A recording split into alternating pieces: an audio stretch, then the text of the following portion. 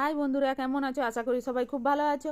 আমি পাউরুটি দিয়ে আজ গোলাপ জামুনের রেসিপিটা তোমাদের সাথে শেয়ার করছি। চলো তাহলে দেখে নিই। পাউরুটির চারপাশের যে বাদামি শক্ত অংশটা সেটা দিয়ে দেবো, আর পাউরুটিটা টুকরো টুকরো করে এভাবে ছিঁড়ে নেবো।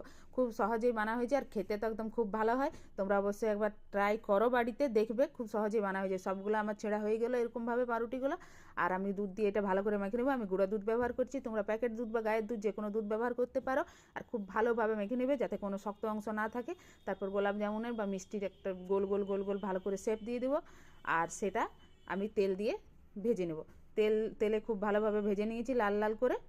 আর তারপরে চিনির শিরা বা চিনির রস আমাকে বানাতে হবে, সেটা লাস্ট স্টেপ। তার জন্য জল নিয়ে নিয়েছি, তার মধ্যে চিনি নিয়ে নিলাম আর এলাচ দিয়ে দিলাম। চিনির শিরা বানা হয়ে গেলে তার মধ্যে গোলাপ জামুনগুলো দিয়ে দেবো, দিয়ে কিছুক্ষণ ফুটাই নেব।